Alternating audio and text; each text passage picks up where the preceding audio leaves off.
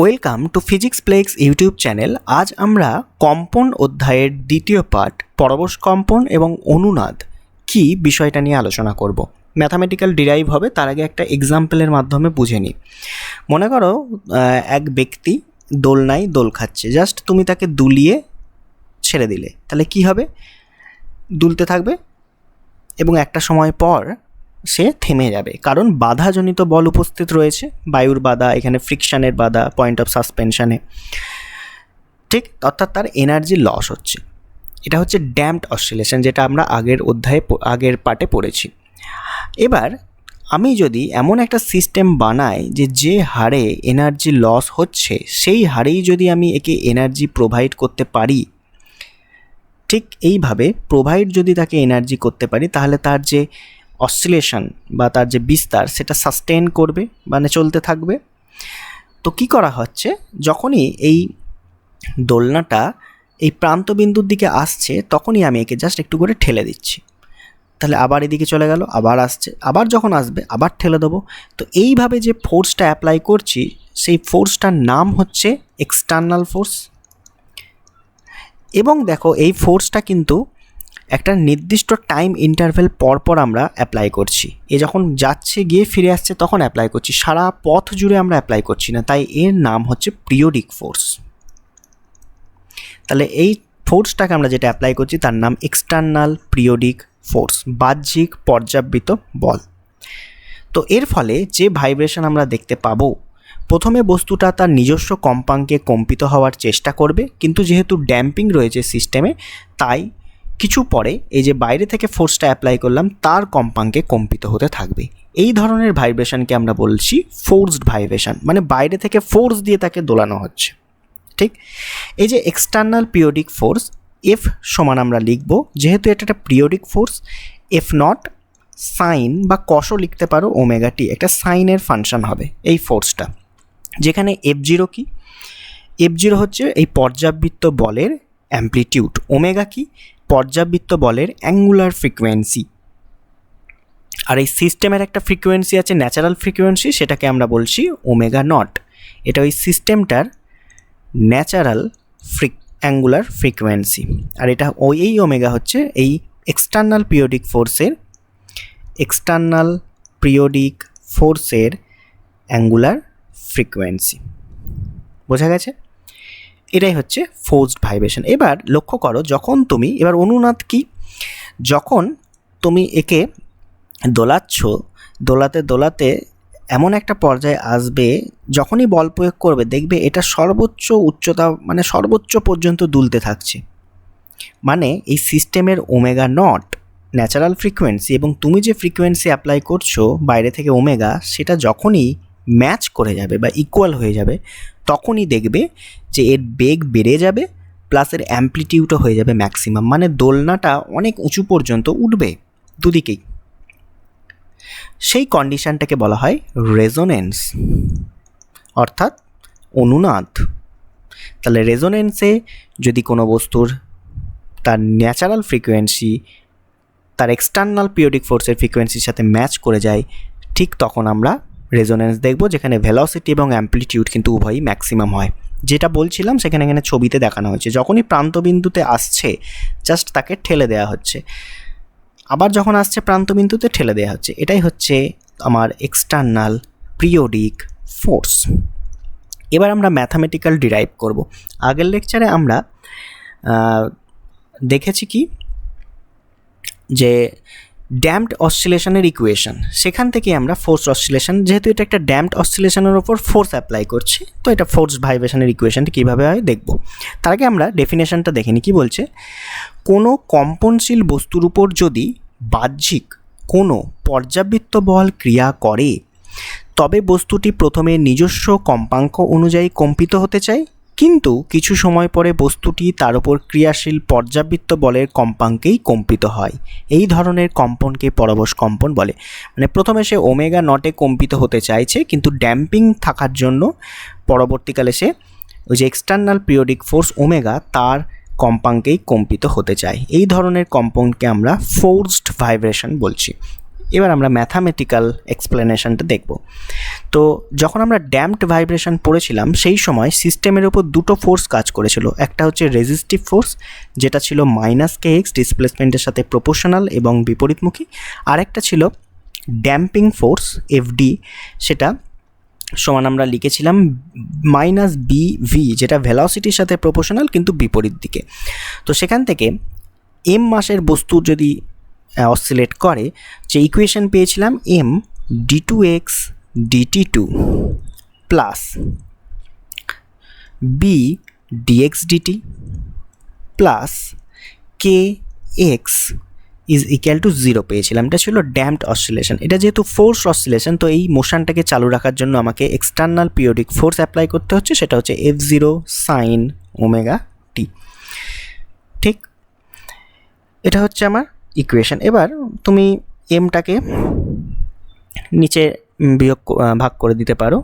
তো d2x dt2 plus b by m, যেখানে b হচ্ছে damping coefficient, plus k by m into x, এটা সমান হবে f0 by m into sine omega t. তো এই k বাই m এটাই হচ্ছে বেসিক্যালি কি ওমেগা নট স্কোয়ার, যেটা ন্যাচারাল ফ্রিকোয়েন্সি, ওই বস্তুর natural frequency, angular frequency. b by m, ঠিক আছে, এটা হচ্ছে damping constant by mass. Okay, আর কিছু দরকার নেই। এবার এটা হচ্ছে একটা second order differential equation.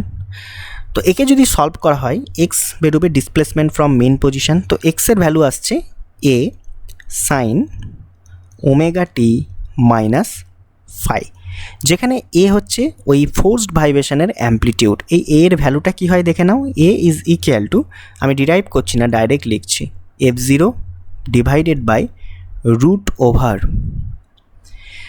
m square omega naught square minus omega square তার হোল স্কোয়ার। আর একটা টার্ম থাকবে ড্যাম্পিংয়ের জন্য, সেটা হচ্ছে ওমেগা স্কোয়ার বি স্কোয়ার। ঠিক আছে, এটা হচ্ছে এ এর ভ্যালু। আর এখান থেকে ফাই, যেটা ফোর্সড ভাইব্রেশনের তোমার ফেজ, সেই ফাই সমান বেরোবে ট্যান ইনভার্স মাইনাস v0 আপন ওমেগা x0। তো ওমেগা কি তো বুঝতেই পারছো, এক্সটার্নাল পিরিয়ডিক ফোর্সের ফ্রিকোয়েন্সি। তাহলে v0 x0 কি, v0 x0 হচ্ছে ঠিক যে মুহূর্তে আমরা পিরিয়ডিক ফোর্সটাকে অ্যাপ্লাই করছি, অর্থাৎ t ইজ ইকুয়াল টু যখন 0, সেই মুহূর্তে ভেলোসিটি কত ছিল এবং ডিসপ্লেসমেন্ট কত ছিল মেন পজিশন থেকে, সেটাই হচ্ছে v0 x0। ঠিক আছে, এই ইকুয়েশনটা অ্যাম্প্লিটিউডটা এবার নিয়ে আমরা কাজ করব। বোঝা গেছে? দেখো, যদি কোনোভাবে সিস্টেমের ড্যাম্পিং ফোর্স না থাকে, ড্যাম্পিং যদি 0 হয় তো বি 0 হয়ে যাবে। তাহলে এই টার্মটা যদি 0 হয়ে যায়, তাহলে এ সমান কি পড়ে থাকছে, F0 বাই রুট থেকে বেরিয়ে যাবে m into omega naught square minus omega square. ঠিক, এটাই আমি ওপাতায় লিখছি। যদি ড্যাম্পিং ইজ ভেরি লেস হয়, মানে বি যে ড্যাম্পিং কোএফিশিয়েন্ট 0, তাহলে সেখান থেকে অ্যাম্প্লিটিউড এ সমান আমরা পাচ্ছি F0 under divided by root ওভারটাকে তুলে দিলাম, পড়ে থাকছে m omega naught square minus omega square. বোঝা গেছে? ওমেগা নট কি ন্যাচারাল ফ্রিকোয়েন্সি, আর ওমেগা হচ্ছে angular frequency of external periodic force. এবার একটা কেস দেখো, যদি ওমেগা নট এবং ওমেগা সমান হয়ে যায়, মানে কি রেজোনেন্স। এবার কেসটা হচ্ছে ইফ ওমেগা নট আর ওমেগা যদি ম্যাচ করে যায়, তখন রেজোনেন্স হবে। তাহলে এই নিচে 0 হয়ে যাচ্ছে, তাহলে 1/0 হয়ে যাবে কি ইনফাইনাইট। তখন অ্যাম্প্লিটিউড হয়ে যাবে কি অসীম। বোঝা গেছে? অর্থাৎ, কিন্তু বাস্তবে এটা হয় না, এটা একটা আইডিয়াল কন্ডিশন। বাস্তবে ড্যাম্পিং থাকবেই, তাই যদি ড্যাম্পিং থাকে সেটাকে আমাকে কনসিডার করে ইকুয়েশনটা বানাতে হবে। তাহলে এর যদি আমি গ্রাফটা নিই, অ্যাম্প্লিটিউড ভার্সেস ওমেগার কীরকম গ্রাফ পাবো দেখো। এই দেখো, অ্যাম্প্লিটিউড ভার্সেস ওমেগা, এদিকে আছে বিস্তার অ্যাম্প্লিটিউড এ, এদিকে আছে ওমেগা বাই ওমেগা নট নেওয়া হয়েছে। ওকে, এই দেখো প্রথম উপরে যে গ্রাফটা রয়েছে সেটা দেখো, এই যে অসীম পর্যন্ত চলে গেছে। এটা এক মানে কি, এক বোঝাচ্ছে ওমেগা আর ওমেগা নটের রেশিও 1, মানে সমান, ওমেগা সমান ওমেগা নট এই জায়গাটা। অর্থাৎ ড্যাম্পিং সিস্টেমে নেই এবং রেজোনেন্স হয়েছে, তাহলে দেখো অ্যামপ্লিটিউড এটা গিয়ে কোথাও মিট করবে না, অসীমে গিয়ে মিট করবে, ইনফাইনাইট। এটা হচ্ছে আইডিয়াল কন্ডিশন, কিন্তু বাস্তবে এগুলো হচ্ছে বাস্তব কার্ভ। বি, সি এবং ডি এগুলো হচ্ছে কি রিয়েল কার্ভ, বাস্তবে এই কার্ভগুলো আমরা পাবো। এবার তিনটে কার্ভ কেন দেখিয়েছেন স্যার? দেখো যদি আমরা দেখছি যদি সিস্টেমে ড্যাম্পিং থাকে তখন এ ইজ ইকুয়াল টু, তো ওমেগা নটের যে আগের পাতায় যায় দেখো, এই যে omega not minus omega square, এটাকে 0 পুট করে দিয়েছি, আর বাকি যে পার্টটা আমি বিটাকে 0 ধরেছিলাম, ড্যাম্পিং আছে ধরে বিটাকে আমি রাখছি, তখন এ সমান আমরা পাবো F0 divided by omega B. এটাও কিন্তু ওমেগা সমান ওমেগা নট কন্ডিশানে রেখে, এটা ড্যাম্পিং আছে ধরলে। তাহলে দেখো এ অ্যামপ্লিটিউড এবং যে ড্যাম্পিং কোএফিশিয়েন্ট বি তারা কিন্তু ইনভার্সলি প্রপোর্শনাল, অর্থাৎ বি বাড়লে এ কমবে। তাহলে এখানে এ দেখো ম্যাক্সিমাম রয়েছে, এখানে বি কার্ভটা লক্ষ্য করো, তাহলে এই বি কার্ভের ক্ষেত্রে আমরা বলতে পারি বি কিন্তু এখানে সব থেকে কম।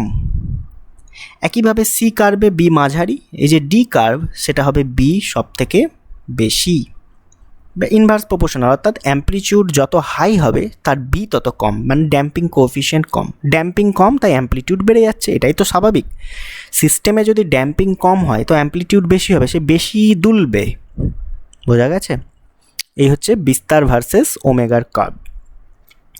তাহলে এই যে কন্ডিশনটা আমরা পেলাম এটাই হচ্ছে রেজোনেন্সের কন্ডিশন। এই ওমেগা ইজিক্যাল এই ওমেগা নট কি বলা হয়, কি রেজোনেন্স ফ্রিকোয়েন্সি, অ্যাঙ্গুলার ফ্রিকোয়েন্সি।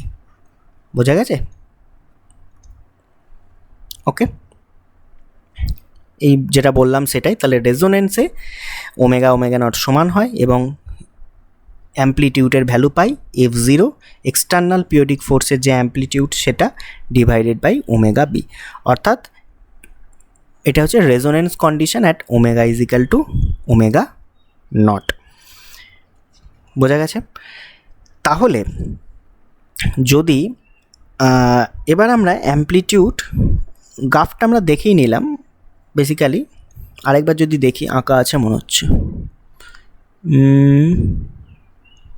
এই কার্ভটা এখানে একই আগের বোঝালাম যেটা, যে এ যত বেশি হবে তার বি তত কম হবে, এটা বি মাঝারি এবং এটা হচ্ছে বি বেশি এ কম। তাহলে এই যে দেখো বি যত কম হবে কার্ভটা তত তীক্ষ্ণ, মানে তত উপরের দিকে উঠছে, মানে শার্প হচ্ছে, এরম শার্প হচ্ছে।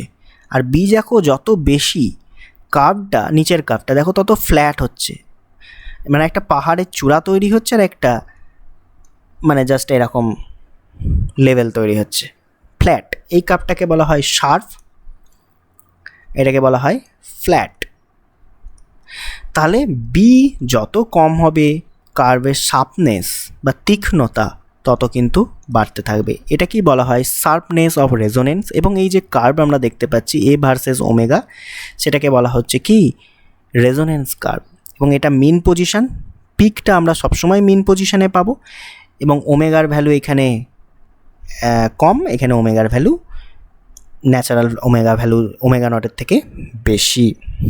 বোঝা গেছে? এবার শার্পনেস অফ রেজোনেন্স, মানে একটা কার্ভ যত শার্প হবে তত ভালো বেটার রেজাল্ট আমরা পাবো। এই শার্পনেস অফ রেজোনেন্সকে কোয়ালিটি ফ্যাক্টর দিয়ে ডিফাইন করা হয়, যেটা সিলেবাসে তোমাদের নেই, বিএসসিতে পড়ানো হয়। ঠিক আছে? তাহলে রেজোনেন্সের সংজ্ঞাটা যদি আমরা একটু দেখে নিই, কী বলছে দেখো, প্রযুক্ত বাহ্যিক পর্যাবৃত্ত বলের কম্পাঙ্ক যদি বস্তুর কম্পাঙ্কের সমান হয়, মানে ওমেগা নটের সাথে সমান, তাহলে বস্তুটি প্রায় স্বতঃস্ফূর্তভাবে খুব বেশি বিস্তার নিয়ে কম্পিত হতে থাকবে। এ কী হবে? লার্জ। এই বিশেষ ধরনের পরবশ কম্পনকে আমরা বলবো রেজোনেন্স বা অনুনাদ। বোঝা গেছে? ওকে। আর ওমেগা নট যেটা, সেটা হচ্ছে রেজোনেন্স ফ্রিকোয়েন্সি। অ্যামপ্লিটিউড ভার্সেস ওমেগার যে কার্ভ সেটা হচ্ছে রেজোনেন্স কার্ভ। আর ড্যাম্পিং যখন কম হবে অ্যামপ্লিটিউড হবে লার্জ, সেই কার্ভটাকে আমরা বলবো শার্পনেস অফ রেজোনেন্স। নেক্সট কিছু এক্সাম্পল দেখি। প্রথমে ফোর্সড ভাইব্রেশনের ক্যারেক্টারিস্টিক্স বা বৈশিষ্ট্যগুলো দেখে নিই। দেখো আমরা ন্যাচারাল ভাইব্রেশন, ড্যাম্পড সবই দেখেছি, এবার ফোর্স ভাইব্রেশনেরটা দেখে নিই। প্রথমত এই ভাইব্রেশনকে চালায় কিন্তু এক্সটার্নাল পিরিয়ডিক ফোর্স, তাই থেকেই নাম এসছে forced vibration. 2 number, vibrates at the driving frequency. Driving মানে চালক, যে চালাচ্ছে, কে চালাচ্ছে? এই এক্সটার্নাল পিরিয়ডিক ফোর্সই চালাচ্ছে, তাই তার ফ্রিকোয়েন্সিতেই ফোর্স ভাইব্রেশন ভাইব্রেট করে, ওমেগার ফ্রিকোয়েন্সিতে। কন্টিনিউয়াস এনার্জি সাপ্লাই করা হচ্ছে অবশ্যই, তবেই অসিলেশনটা সাস্টেইনড হচ্ছে। অ্যাম্প্লিটিউডও এখানে ড্রাইভিং ফ্রিকোয়েন্সির উপর ডিপেন্ড করে। ওই যে দেখলাম A = F0/ωb, এই যে ওমেগা রয়েছে ড্রাইভিং ফ্রিকোয়েন্সি, এর উপর ডিপেন্ড করছে। এফেক্ট অফ ড্যাম্পিং দেখলাম আমরা কার্ভ, লো ড্যাম্পিং হলে কার্ভের চূড়া হাই যাবে। রেজোনেন্স কন্ডিশন আমরা এখানে দেখছি যখন ω0 সমান। একটা ফেজ ডিফারেন্স থাকবে ডিসপ্লেসমেন্ট আর অ্যাপ্লাইড ফোর্সের মধ্যে। এই যে applied force F0 sin ωt এবং যে ডিসপ্লেসমেন্ট x, তার মধ্যে একটা ফেজ ডিফারেন্স ফাই থাকবে, A sin ωt - ফাই যেটা বেরিয়েছিল। এটা একটা স্টেডি স্টেট মোশন। প্রথমে শুরুতে অ্যাম্প্লিটিউড ডিকে করবে, তারপর যখনই ফোর্স অ্যাপ্লাই করা হচ্ছে বাইরে থেকে তখন তার মোশনটা স্টেডি হয়ে যাবে। আচ্ছা, অ্যাম্প্লিটিউড ফোর্সের ম্যাগনিটিউডের উপর ডিপেন্ড করছে, ওই যে F0/ω, ওই F0-র উপর ডিপেন্ড করছে। আর কমন এক্সাম্পল কিছু দেওয়া হয়েছে, চাইল্ড অন সুইং মানে একটা দোলনাতে শিশু দোল খাচ্ছে। গাড়ির ড্যাশবোর্ড মানে কি, একটা গাড়ি দেখবে যখন স্টার্ট হয়, ড্যাশবোর্ড মানে গাড়ির ভিতরে যে ইন্টেরিয়ার সেটা কেঁপে ওঠে স্টার্টের সময়। তো গাড়িটা স্টার্ট হওয়ার সময় ফোর্সড ভাইব্রেশন জেনারেট হয়, যেটা গাড়ির ফ্রেমের মাধ্যমে ড্যাশবোর্ডে এসে পৌঁছায়, এবং ড্যাশবোর্ডের একটা ফ্রিকোয়েন্সি রয়েছে, তো ড্যাশবোর্ডটাকে ওই ফোর্সড ভাইব্রেশন কাঁপিয়ে দেয়। ওয়াশিং মেশিন যখন চলে একটা ভাইব্রেট করে, ঘোরে যখন বেসিক্যালি, সেও ভাইব্রেট করে। লাউড স্পিকারের ডায়াফ্রাম মানে লাউড স্পিকারে যে কালো রঙের পর্দাটা থাকে মুখে, সেটা যখন চলে দেখবে আপ ডাউন করছে, নড়ছে, ঠিক আছে? এগুলো হচ্ছে ফোর্সড ভাইব্রেশন। এছাড়া বিল্ডিং কোলাপস হয়ে যায় আর্থকোয়েকের সময়। আর্থকোয়েকের সময় যে এনার্জিটা মানে যে ভাইব্রেশনটা তৈরি হচ্ছে সেটা হচ্ছে ফোর্সড ভাইব্রেশন। বিল্ডিংয়ে এসে পড়ছে, বিল্ডিং সহ্য করতে পারছে না, তার ইলাস্টিক লিমিট ক্রস করে যাচ্ছে, ভেঙে যাচ্ছে। তাহলে এটা একটা ফোর্সড ভাইব্রেশনের এক্সাম্পল। দুটো পার্থক্য আমরা দেখে নিই, যে ন্যাচারাল ভাইব্রেশন এবং ফোর্সড ভাইব্রেশনের মধ্যে কী পার্থক্য আমরা দেখতে পাচ্ছি। তো স্বাভাবিক কম্পনে শুধুমাত্র কাজ করছে কি প্রত্যানয়ক বল, অর্থাৎ রেস্টোরিং ফোর্স, কিন্তু ফোর্সড ভাইব্রেশনে বাইরে থেকে এক্সটার্নাল পিরিয়ডিক ফোর্স ক্রিয়া করতেই হবে, এটাই তার শর্ত। 2 নম্বর, কোনো বস্তুর স্বাভাবিক কম্পনের কম্পাঙ্ক মানে যে ন্যাচারাল ফ্রিকোয়েন্সি, সেটা বলেইছিলাম তার শেপ কেমন, তার মাস, তার ইলাস্টিসিটি, ডেনসিটি, এইগুলোর উপর ডিপেন্ড করে, তার নিজস্ব ধর্ম, তাই না, কম্পাঙ্কটা। কিন্তু পরবশ কম্পনের কম্পাঙ্কটা যে বলটা প্রযুক্ত করছি সেই বলের কম্পাঙ্কের সাথে সমান হয়। এক্সটার্নাল পিরিয়ডিক ফোর্সের যা ফ্রিকোয়েন্সি সেটাই ফোর্সড ভাইব্রেশনের ফ্রিকোয়েন্সি হয়ে যায়। ন্যাচারাল ভাইব্রেশনের ক্ষেত্রে দেখা যায় কম্পন বাধাজনিত বলের জন্য ধীরে ধীরে অ্যাম্প্লিটিউড হ্রাস পায়। প্রযুক্ত পর্যাবৃত্ত বল যতক্ষণ ক্রিয়া করছে এখানে পরবশ কম্পন যতক্ষণ তুমি বাইরে থেকে ওরকম দোলনাটাকে ঠেলতে থাকছো ততক্ষণ এটা স্থায়ী সাস্টেন করবে। 4 নম্বর কি বলছে, স্বাভাবিক কম্পনের বিস্তার সাধারণত কম হয়, কিন্তু পরবশ কম্পনের বিস্তার স্বাভাবিক কম্পনের থেকে বেশি হয়। আবার রেজোনেন্স হয়ে গেলে তার কথাই নেই, তাহলে বিস্তার একদম ম্যাক্সিমাম হয়ে যাবে। আরও কিছু এক্সাম্পল লেখা আছে, তোমরা পজ করে একটু দেখে নিতে পারো। নেক্সট পার্থক্য কী আছে, পরবশ কম্পন অর্থাৎ ফোর্সড ভাইব্রেশন এবং রেজোনেন্সের মধ্যে পার্থক্য কী? রেজোনেন্স হচ্ছে এক ধরনের, কিন্তু পরবশ কম্পন একটা বিশেষ টাইপ, যখন ω0 সমান হবে। কি বলছি, পরবশ কম্পনে বস্তুটি তার স্বাভাবিক কম্পাঙ্কের পরিবর্তে যে এক্সটার্নাল পিরিয়ডিক ফোর্স তার কম্পাঙ্কে কম্পিত হতে থাকে, এটাই তার কন্ডিশন। অনুনাদ হচ্ছে একটা বিশেষ ধরনের পরবশ কম্পন, সেখানে প্রযুক্ত পর্যাবৃত্ত বলের কম্পাঙ্ক বস্তুর স্বাভাবিক কম্পাঙ্কের সমান হয়। এটাই হচ্ছে অনুনাদ বা রেজোনেন্সের কন্ডিশন, যে এক্সটার্নাল পিরিয়ডিক ফোর্সের ফ্রিকোয়েন্সি তার ন্যাচারাল ফ্রিকোয়েন্সির সাথে সমান হতে হবে, তবেই অনুনাদ হবে। তাহলে এখান থেকে একটা কনক্লুশন আমরা করতে পারি যে সমস্ত অনুনাদই হচ্ছে পরবশ কম্পন, কিন্তু সমস্ত পরবশ কম্পন অনুনাদ নয়। বোঝা গেল? তাহলে সমস্ত অনুনাদই একটা টাইপ অফ পরবশ কম্পন যেখানে ω0 সমান, কিন্তু সমস্ত পরবশ কম্পন এই ω0 সমান হবে এমন কোনো কথা নেই। ওমেগা বড় হতে পারে, ছোট হতে পারে, তাই সমস্ত পরবশ কম্পন অনুনাদ নয়। 2 নম্বর কি, পরবশ কম্পনের সাধারণত কম্পনের বিস্তার কম হয় অবশ্যই, কিন্তু রেজোনেন্স যখনই হবে একদম হাই হবে। আবার যদি বাধা না থাকে, ড্যাম্পিং না থাকে, সে আবার অসীমে চলে যাবে। 3 নম্বর কি বলছে, পরবশ কম্পনে বস্তু প্রথমে স্বাভাবিক কম্পাঙ্কে কম্পিত হয়, কিন্তু ড্যাম্পিং থাকার জন্য কম্পন সেটা ডাই আউট হয়ে যায়, মানে বন্ধ হয়ে যায়। বস্তুটি তখন যে বাইরে থেকে বল প্রয়োগ করেছি তার যে ফ্রিকোয়েন্সি সেটাতে কম্পিত হতে থাকে। রেজোনেন্সে কি হচ্ছে, এরকম কম্পন হয় না, কারণ পর্যাবৃত্ত বলের কম্পাঙ্ক বস্তুর স্বাভাবিক কম্পাঙ্কের সমান হলেই তখন রেজোনেন্স হবে। সেই ঘুরিয়ে ফিরিয়ে একই কথা, বুঝলে। নেক্সট কিছু এক্সাম্পল আমরা দেখব, এটা দেখে নাও, স্ক্রিনশট নিয়ে পড়ে নাও। এইটা বললাম চাইল্ড অনের সঙ্গে একটা শিশুকে যখন দোলনায় দোলাচ্ছি, সেটা একটা পিরিয়ডিক ভাইব্রেশনের এক্সাম্পল।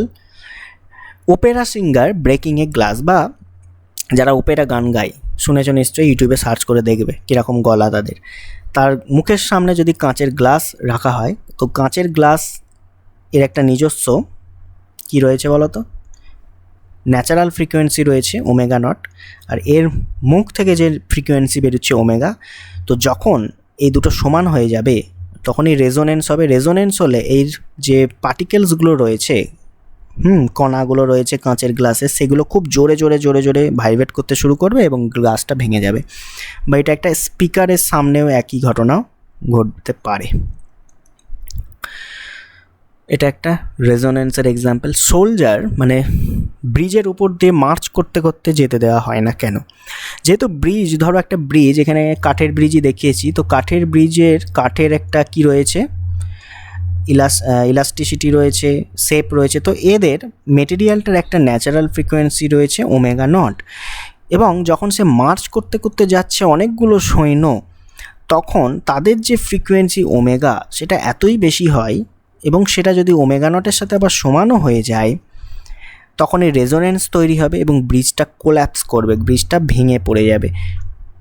তাই মার্চ করতে করতে সোলজারদের ব্রিজের ওপর দিয়ে হাঁটানো হয় না।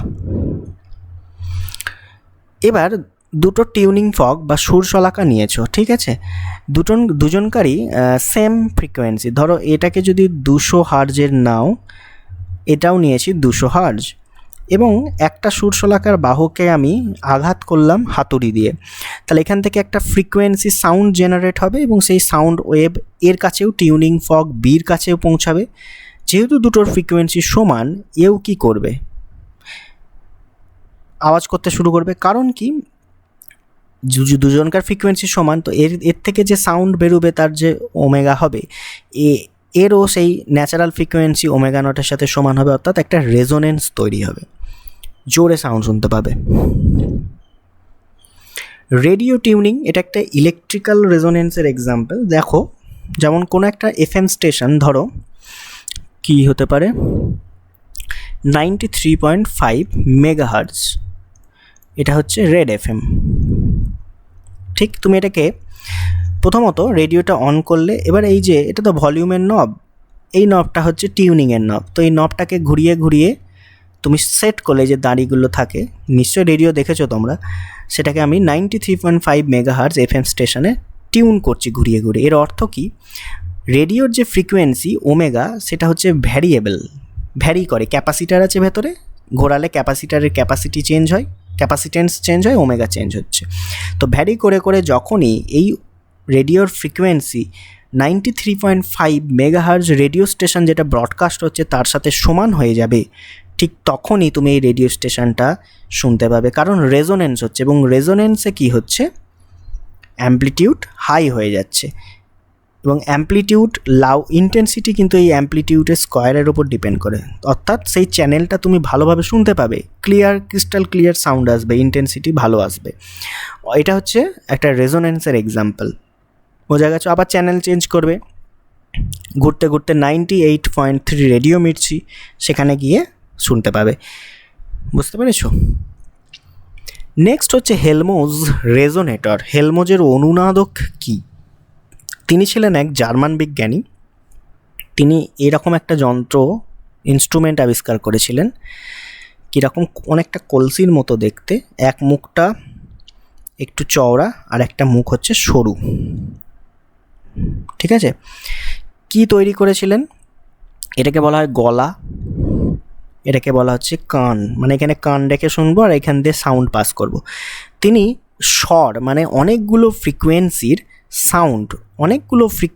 সাউন্ডকে একটা পার্টিকুলার ফ্রিকোয়েন্সির সাউন্ড ডিটেক্ট করার জন্য এই হেলমোলটজ রেজোনেটর নিয়েছিলেন। কীরকম? ধরো অনেকগুলো ফ্রিকোয়েন্সির আমরা সাউন্ড এর মধ্যে পাঠালাম, অনেকগুলো ফ্রিকোয়েন্সিকে আমরা এক করতে বলি স্বর বা নোট। তো নোটকে এই গলা দিয়ে যদি পাঠানো হয় তো এর মধ্যে ফাঁপা, এর মধ্যে রয়েছে বাতাস, তো সেই বাতাসের একটা নিজস্ব অ্যাঙ্গুলার ফ্রিকোয়েন্সি ওমেগা নট থাকছে ফাঁপা বাতাসের। তো সব কটা সাউন্ডকে পাঠানো হবে, যে সাউন্ডটার ওমেগা এই বাতাসের ওমেগার সাথে ম্যাচ করে যাবে, সে কান যখন এখানে রেখে শুনবে সেই সাউন্ডটাই একমাত্র তাহলে রেজোনেন্স হবে, সেই সাউন্ডটাই একমাত্র এখানে তুমি শুনতে পাবে, বাকিগুলো শুনতে পাবে না। অর্থাৎ তুমি এখানে কোনো একটা পার্টিকুলার ফ্রিকোয়েন্সির সাউন্ডকে ছাঁটাই করতে চাইলে বা সেটাকে শুনতে চাইলে এই হেলমোলটজ রেজোনেটর দিয়ে পাস করাতে হবে। এবং অবশ্যই এই ভিতরে যে বাতাস রয়েছে তার অ্যাঙ্গুলার ফ্রিকোয়েন্সি কোনো একটা ফ্রিকোয়েন্সির সাথে ম্যাচ খেতে হবে, তবেই তো তুমি ডিটেক্ট করতে পারবে। বুঝতে পেরেছো? বাকিগুলো ম্যাচ করছে না, একটা ম্যাচ করছে, রেজোনেন্স পাচ্ছ, শুনতে পাচ্ছ। এবং এই যে ফ্রিকোয়েন্সি সেটা গঠনের উপর ডিপেন্ড করে এবং তার ভ্যালু হয় 1/2π √α/LV উপরে ভি, এরকম একটা ভ্যালু রয়েছে। ক্রস সেকশনাল এরিয়া রয়েছে, লেন্থ রয়েছে, গতিবেগ ভেলোসিটি, এটা হচ্ছে ভেলোসিটি